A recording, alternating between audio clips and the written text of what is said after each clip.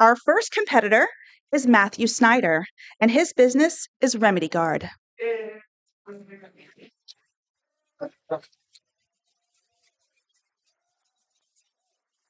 Good morning, everybody. I'm Mathew Snyder, the founder and owner of RemedyGuard, your ally against overdoses. Gonna figure out how to use this thing. I sell medication lockboxes and locking bags at wholesale to organizations that either give it away for free or make it available at an affordable price. The intention is to build communities that are more resilient to overdose, addiction, and harm. I'm originally from Southern Oregon, and I got to grow up when meth first really hit the scene, and I got to see the impact that it had on my community. And I know that by working together at all levels, we can get in front of what is happening right now. And so, what is happening is we're in the middle of the opioid epidemic and overdose crisis. It is still in full swing with no end in sight. 3 years ago, a bunch of companies settled with the nation for $50 billion. We're 3 years into it, and we're finding that the people that make the decisions aren't even aware that they've received the funding and they don't know what they're going to do with it in the future. John Oliver did a huge segment on it, but we don't have time for that today. So the solution here is to support the organizations that make a direct impact in their community by educating the decision makers on the effective solutions that they need to fund, which is people, treatment, and tools. So a lot of those funds, it's being used as a slush fund versus expanding access to care. Lock boxes and locking bags are evidence-based prevention. They're also lethal means safety. I'm working with the University of Rochester on their new suicide prevention program. They're creating a new one and they're looking at scaling it to a point that they've never done in the past. The products that I have selected are affordable, approachable, and intrinsically locking. I'm not trying to reinvent the wheel here. The lockboxes that you see there have been used in outreach, prevention, and treatment for well over a decade. Not RemedyGuard, but soon. The locking bags are new. Last year I was at the RX Summit. It's the most influential gathering addressing the opioid epidemic and overdose crisis. I was the only one there with locking bags. I was the only one there with a metal lockbox. One of my competitors, which we'll get to, they didn't have a bag until they saw me there with the bags. So globally, the medication management market, it's in the billions and it's looking at growing at double-digit rates for the foreseeable future. Again, there's still about 44 billion left in the opioid settlement fund to be spent over the next 15 years. And with the increasing cannabis legalizations and deregulations, the green wave is blue ocean. We need to get in front of all the parents and provide them with just a reasonable response to what is going on.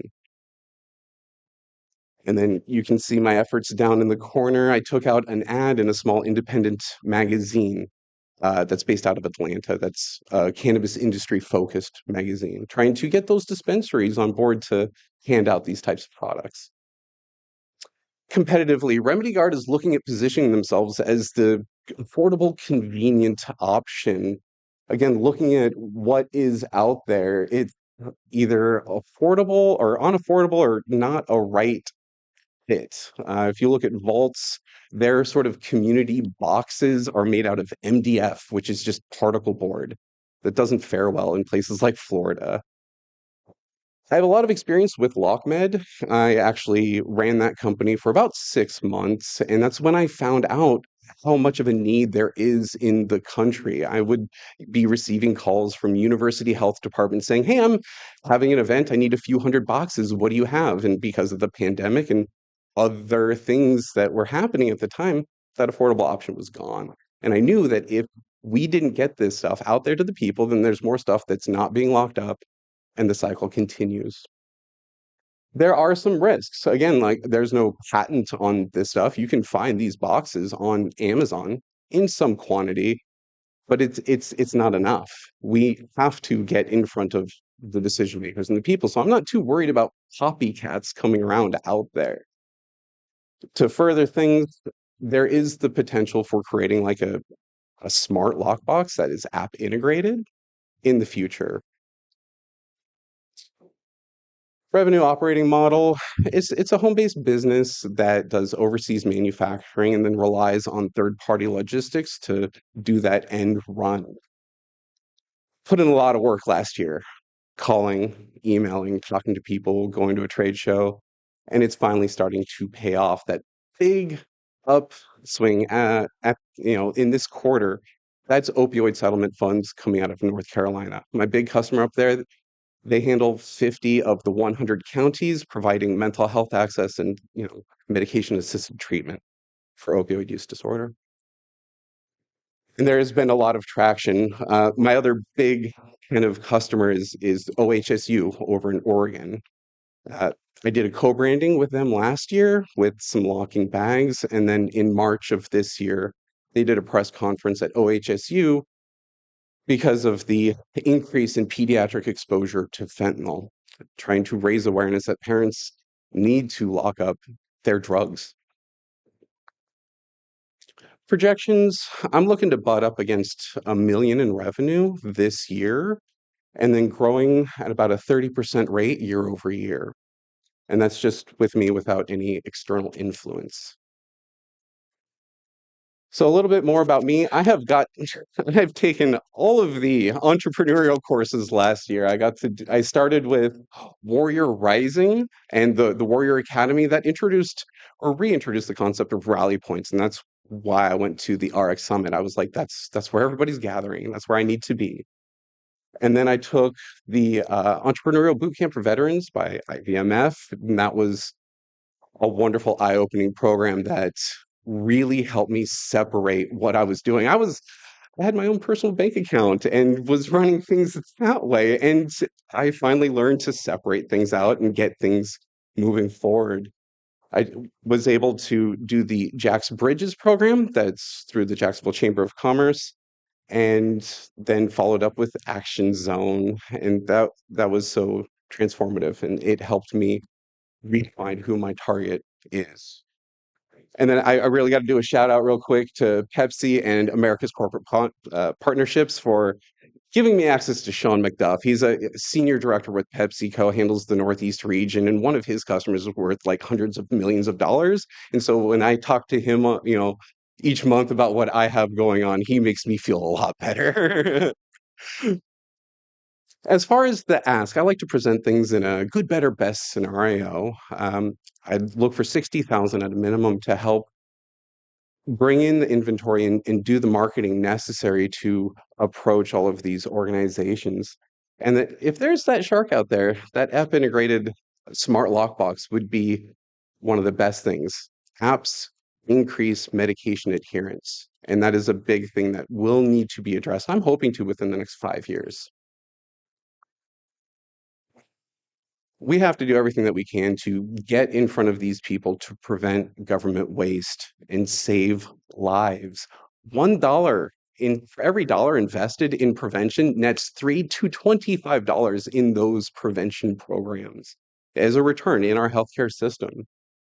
And then outreach has changed.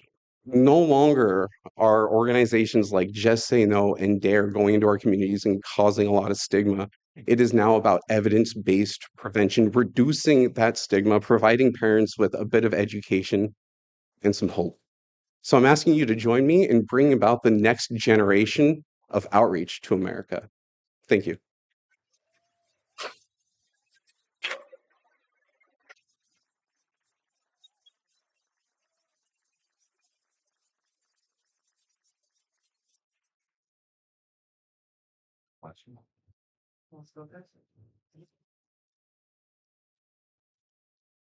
A question for you is you talked about patents and about the viability of being able to safeguard and be able to security wise get into the bag or the box.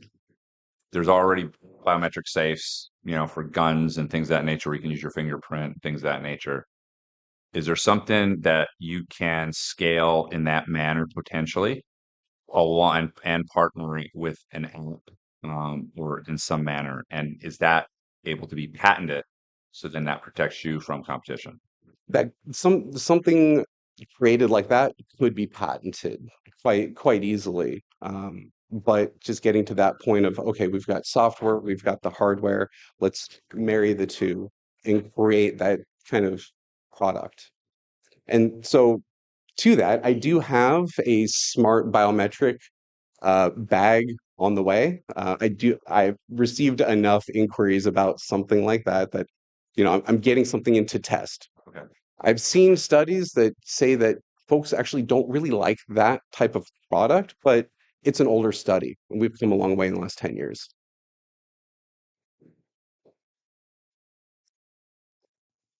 So I know you're going into you're going after the settlement funds. Can you go in more into like your go-to-market strategy of securing your customers and how that's going to look like? Thank you so much. I did not mention that because I'm going to be back in Tampa in a month for the National Association of Counties. Those folks that need to be talked to, I'll be here talking to them. And I believe that is where I'm going to see a lot of traction because when I'm calling people, emailing, talking to them, they're like, "Oh, I love this. I want to implement it. We don't have the funding." So I believe that um, by being here and talking to the county commissioners and everything, I'll get there. And then next week, um, working with her name's Brittany Jenkins. She's a previous director for Tennessee Poison Center, and she's going to be helping me strategize to meet with those people. Hello. So keeping, I guess what does like keeping the end in sight, right? Like what does the success look like for you? Success for me. Well, I'll no longer be doing all of the day to day myself. There will be more people moving this forward. There will be um, that intersection. Everyone will see that this is important, and nationwide, we'll see that concerted effort. We'll see change in our nation.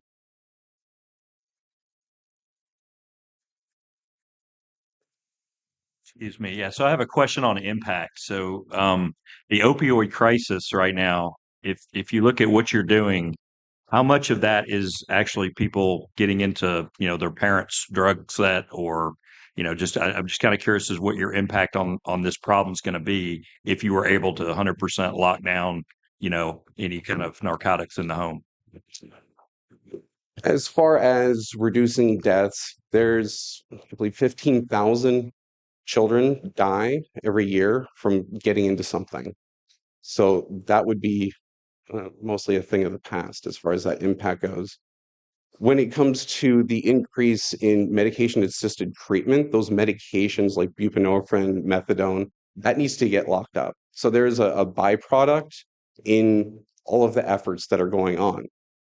From where I sit, we need boots on the ground. We need more specialists in prevention. We need more treatment centers and the people that operate that more than simply the lock boxes. Lock boxes, it is again that byproduct, but it is also primary when it comes to early prevention.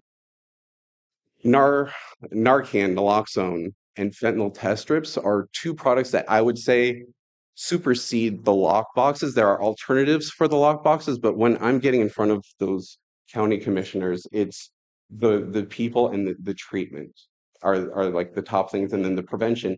There's no alternative to naloxone or Narcan or the fentanyl test strips. People can use like a tackle box or something like that for this.